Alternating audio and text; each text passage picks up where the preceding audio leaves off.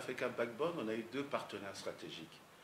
Le premier projet Central Africa Backbone, c'était avec l'appui de la Banque mondiale, où on a pu interconnecter la République du Congo avec la République sœur du Gabon. Et à travers cette connectivité, on a pu désenclaver, on va dire, la sous-région en communications électroniques. Et la deuxième phase de ce projet, African Backbone, c'est avec un autre partenaire qui s'est joint à nous, c'est la Banque africaine de développement. Et dans le cadre du deuxième volet du projet Africa Backbone, avec l'appui de la Banque africaine de développement, on a pu interconnecter la République du Congo avec le Cameroun, la République du Congo avec la République centrafricaine. Et à côté de cette connectivité sous-régionale, on est en train, en ce moment précis, de construire le Data Center national avec l'appui de nos partenaires, justement dans le cadre du projet Central African Backbone, volet Banque africaine de développement. On est en train de construire le Data Center national pour avoir la souveraineté de nos données stratégiques. On va dire ceci, que suite à la bonne exécution du projet Central African Backbone, volet aussi bien Banque mondiale que volet Banque africaine de développement, il y a d'autres partenaires qui ont voulu accompagner le Congo dans le cadre de sa digitalisation. Et ici, ils se sont appuyés justement sur la forte ambition du chef de l'État qui a fait de l'économie numérique un des piliers du PND 2022-2026. Et c'est le projet que nous avons déjà lancé, que nous sommes en train d'opérationnaliser avec les partenaires. C'est le projet d'accélération de la transformation numérique de notre pays. Ce projet a plusieurs composantes et a plusieurs partenaires qui nous accompagnent. C'est ça la spécificité. Et ici, on doit reconnaître que c'est grâce justement à la diplomatie économique du chef de l'État, mais aussi au-delà de ça, à sa vision. Parce que dans le cadre du projet d'accélération de la transformation numérique, nous avons 3 partenaires stratégiques qui nous accompagnent dans le cadre de ce projet. Nous avons le premier partenaire, c'est la Banque mondiale, à hauteur de 100 millions de dollars américains. Le deuxième partenaire, c'est la Banque européenne d'investissement, à hauteur de 35 millions d'euros. Et enfin, le troisième partenaire, c'est l'Union européenne, mais à travers cette fois-ci un don de 15 millions d'euros pour accompagner l'accélération, la transition digitale de notre pays. Ce projet a plusieurs composantes, je vais en citer 2 essentiellement. La première composante de ce projet, c'est de désenclaver tout le territoire national et toute l'administration en communications électroniques. Qu'est-ce que ça veut dire? Ça veut dire qu'on va apporter les communications électroniques dans tout le territoire national. On va faire en sorte que l'administration congolaise soit connectée. C'est la première composante. La deuxième composante, c'est la composante plateforme. Cette composante va permettre à ce qu'il y ait l'interface digitale entre le citoyen et l'administration. Par exemple, il y a des actes administratifs que le citoyen congolais, d'ici la fin de son projet, pourrait faire aussi facilement en restant chez lui. Comme aujourd'hui, on paye l'électricité, on paye ses chaînes de télévision, on paye son eau, on n'a pas besoin de se déplacer. On peut payer même son billet d'avion sans se déplacer. Voilà. Donc, l'ambition de ce projet, c'est de connecter, de digitaliser notre administration, notre économie. Et là, on a plusieurs partenaires qui nous accompagnent, ce qui revient à dire que les partenaires ont apprécié ou apprécient justement la forte ambition du chef de l'État qui est de faire à travers justement l'économie numérique qu'on puisse diversifier notre économie nationale. Bon, le FASU, c'est un autre projet. On a plusieurs projets comme ça. J'ai parlé des projets intégrateurs. Le projet Central Africa Backbone, c'est pour intégrer la sous-région Afrique centrale. Le projet d'accélération, c'est-à-dire que c'est les partenaires qui veulent nous accompagner dans le cadre de la digitalisation de notre administration. Mais pour que l'on puisse mettre en place cette gouvernance électronique, il faut que tout le territoire de notre pays soit connecté. Par contre, les opérateurs de téléphonie mobile, dans le cadre de leur cahier de charges, n'ont pas l'obligation de connecter les zones qui ne sont pas rentables. C'est ce qu'on appelle les zones blanches. Parce qu'eux, ils font du business, on doit les accompagner dans leur business. Mais l'État, le gouvernement, a l'obligation d'offrir le même service à ceux qui vivent aussi bien dans les centres, dans les grandes agglomérations, je vais dire Brazzaville, Pointe-Noire, Dolisie, Ouesso, Oyo, que les personnes qui vivent, par exemple, dans les localités très reculées. Par exemple, je prendrai l'exemple, par exemple, d'Abala.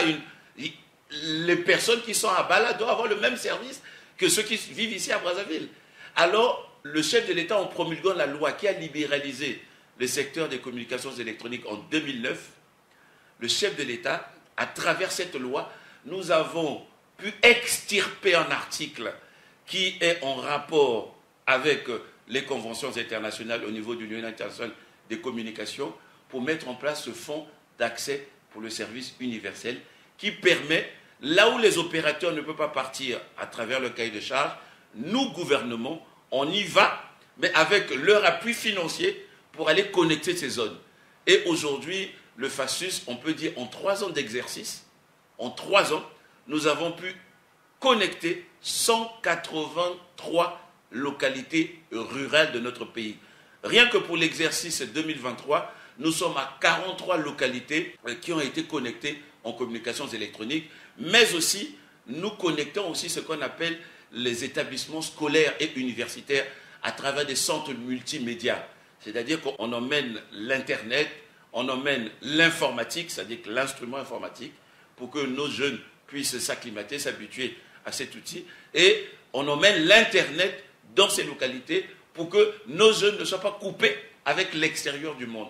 Donc le FASUS, c'est carrément un projet, on va dire, local. Voilà, c'est un projet du gouvernement, c'est un projet, nous n'avons que nos partenaires locaux, c'est-à-dire les opérateurs ou les fournisseurs d'accès et les fournisseurs d'accès Internet qui sont dans notre pays, qui contribuent pour que tous les territoires de notre pays soient connectés en communications électroniques.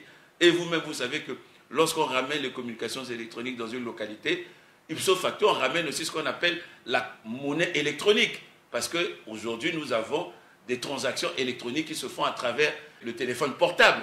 Donc, ça crée la valeur ajoutée dans ces localités. Et lorsque nos partenaires, justement, ont vu ce déploiement à travers le fonds d'accès pour le service universel de communications électroniques, ce n'est pas rien. On l'a dit à l'Union internationale de télécommunications, en 3 ans, 183 localités, ce qui correspond pratiquement à 250 000 compatriotes qui sont aujourd'hui connectés, qui n'étaient pas connectés, qui sont aujourd'hui connectés aux communications électroniques. La localité qui a pu bénéficier de cette politique, c'est par exemple Boignela, dans le département de la Likwala, qui n'était pas connecté, mais très enclavé, mais aujourd'hui, Boignela, non seulement elle est connectée à travers les communications électroniques, mais aussi les populations de Boignela bénéficient maintenant des transactions financières électroniques à travers ce qu'on appelle les mobile money, les RTL money et tout ce que nous connaissons dans notre pays. Donc ça crée de la valeur ajoutée, ça crée de la ressource. Et nos partenaires, lorsqu'ils ont vu cette ambition, ils ont dit on va accompagner le Congo pour le déploiement de ce grand projet du chef de l'État. Raison pour laquelle, dans le cadre du projet d'accélération, on va faire muter toutes les antennes que nous avons connectées, parce que c'était des antennes qui avaient la voix et la 2G, c'est-à-dire ce que l'on appelle les USSD, c'est-à-dire que les codes que nous faisons pour transférer de l'argent. Mais aujourd'hui, notre ambition, l'ambition avec nos partenaires, c'est de faire muter dans les localités qui n'ont pas l'accès à l'Internet haut débit. On parle ici du haut débit, on ne parle pas de l'Internet, on ne parle pas du Edge, comme on dit, on parle de l'Internet haut débit, que toutes les localités qui n'ont pas l'Internet haut débit puissent être mutées en Internet haut débit pour le bien, pour le bonheur de nos populations. Bon, nous avons plusieurs réformes en cours. La première réforme que nous avons mise en place, c'est l'économie numérique. L'économie numérique doit être encadrée. Et quand on parle d'encadrement de l'économie numérique, on parle des instruments de l'économie numérique. L'économie numérique, c'est quoi? On va dire, c'est une économie qui est basée sur les plateformes. Mais pour avoir les plateformes, il faut avoir ce qu'on appelle les autoroutes de l'information. Voilà. Mais si vous avez des autoroutes, il y a plusieurs utilisateurs de cette autoroute. Donc, il peut y avoir ceux qui roulent dans les Jakarta, ceux qui font le mototaxi, ceux qui font les bus, ceux qui font les taxis, ceux qui font les véhicules utilitaires ou les véhicules personnels. Donc, il y a plusieurs types d'utilisateurs qui utilisent cette autoroute de l'information et de la communication. Quand on a une autoroute comme ça, il faut la réglementer. Et on a mis en place des lois qui réglementent la circulation sur ces autoroutes. Mais quand vous réglementez une circulation, on va dire comme ça, il faudrait qu'il y ait aussi des gendarmes. Parce que lorsque quelqu'un enfreint la loi sur cette route, il faudrait que la personne soit sanctionnée. Donc, ce sont tous les instruments de l'économie numérique que nous avons mis en place. L'Agence du développement de l'économie numérique, l'Agence nationale de sécurité des systèmes d'information, parce que l'économie numérique, pour l'utiliser, il faut avoir des systèmes d'information, c'est-à-dire il faut avoir l'ordinateur portable, le téléphone portable, tous les instruments du système d'information. Et à côté, lorsque vous êtes lésé au niveau de l'économie numérique, parce que l'économie numérique, on parle des plateformes aujourd'hui, par exemple, on peut, au niveau des réseaux sociaux, émettre ou diffuser des informations qui sont personnelles, et des fois qui sont fausses. Mais ces informations, il faut qu'il y ait une politique, il faut qu'il y ait une législation qui va faire en sorte que lorsque ces informations fausses, qui sont personnelles, sont diffusées, que vous ayez la possibilité de faire que non, mais ces informations soient retirées, que vous ayez le droit, parce que l'économie numérique, nous avons le droit pénal classique qui légiférait sur ce qu'on appelle les infractions traditionnelles. Mais aujourd'hui, il y a plusieurs types d'infractions. Il y a l'infraction au niveau de l'Internet. Si vous n'avez pas une législation adéquate qui puisse réprimer les infractions de l'Internet, parce qu'au niveau de l'Internet, il y a des libertés individuelles.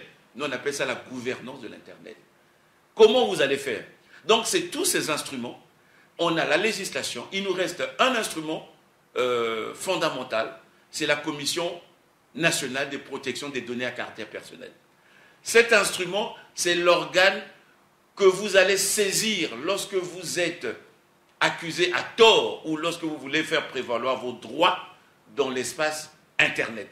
Voilà une ambition forte du gouvernement. Je peux vous assurer que le projet est déjà au secrétaire général du gouvernement et nous pensons que le premier chef du gouvernement, lorsqu'il fera en sorte que cette loi passe en conseil de cabinet, en conseil de ministres, on transmettra cette loi au niveau du Parlement. Il y a aussi l'opérationnalisation de l'Agence nationale de sécurité des systèmes d'information. Nous utilisons les systèmes d'information. Lorsque nous émettons les données à travers les communications électroniques, les WhatsApp, lorsque nous diffusons par exemple, ou demain, lorsqu'on va demander sa carte nationale d'identité ou son certificat de nationalité, ou encore son acte de naissance à travers les communications électroniques, mais il faudrait que nous puissions avoir un organe qui puisse faire en sorte que lorsque nos systèmes d'information soient protégés, qu'on puisse se protéger, c'est comme on dit les pare-feux ou les antivirus, voilà. L'organe gros antivirus, si je peux prendre ce terme un peu trivial, c'est l'ANSSI, il faut l'opérationnalisation, et ici, il ne manque que la désignation des dirigeants de cette ANSSI, et nous pensons que les très hautes autorités à qui incombe la responsabilité de nommer aux très hautes fonctions nommeront des Congolais qui vont nous accompagner dans le cadre du déploiement, du développement de l'économie numérique. Mais je dois dire une chose aussi, et nous devons en être fiers. Le Congo a été choisi par la Commission économique des Nations Unies pour l'Afrique pour abriter ici à Brazzaville, au sein de l'université Denis Sassou Nguesso, provisoirement, le Centre africain de recherche en intelligence artificielle. Aujourd'hui, on ne parle que de l'intelligence artificielle. Nous avons opérationnalisé ce centre et lorsque nous avons lancé les premières formations le 5 octobre dernier, nous avons pu avoir 600 Congolais et il y a quelques autres nationalités qui se sont inscrits afin de renforcer leurs capacités en intelligence artificielle, sciences de données et cybersécurité. Voilà, c'est du palpable. Aujourd'hui, ils sont en train de suivre leur formation. Ce centre est opérationnel aujourd'hui. C'est notre challenge. Nous allons travailler pour faire monter ce centre en puissance et pour offrir à tous les Africains des formations de haut niveau qui feront en sorte que l'Afrique ne rate pas cette révolution, hein, comme on dit, la 4e révolution, parce que l'Afrique, notre continent, nous avons raté les précédentes révolutions, mais cette révolution, nous avons la base de cette révolution. La base de cette révolution, c'est d'avoir les autoroutes de l'information, c'est d'avoir ce que vous avez dit tantôt à travers le projet Central Africa Backbone et l'infrastructure de connectivité, c'est-à-dire la fibre optique. Mais je dois dire aussi une chose, je profite de votre micro pour dire que grâce justement à cette ambition forte du chef de l'État, aujourd'hui le Congo, on a pu faire atterrir à Pointe-Noire, au large de Matomi, le câble Tout Africa. c'est le câble de Facebook. Le Congo, aujourd'hui, on est parmi les pays où le câble de Facebook a atterri. C'est le plus long et le plus gros câble en capacité. Ça fait 45 000 km. Je crois qu'on est à 128 terabits par seconde, je crois quelque chose comme ça. On n'a jamais vu autant de capacité dans un câble fibre optique. Le dernier câble qui a atterri au Congo, c'était en 2003-2004, si ma mémoire ne me trompe pas. Mais après toutes ces années, aujourd'hui, on a pu faire atterrir ce câble dans notre pays à travers un consortium, c'est-à-dire qu'un partenariat public-privé et une société dénommée Congo Câble qui, justement, va assurer la gestion de ce câble à fibre optique. Donc, voilà, c'est pour dire que l'économie numérique, qui est un pilier du PND, est en marche dans notre pays. Nous pouvons nous réjouir de cela. Nous avons des partenaires qui nous accompagnent et nous pensons que nous allons relever les challenges qui ont été fixés par le président de la République à travers le plan national de développement 2022 et 2026.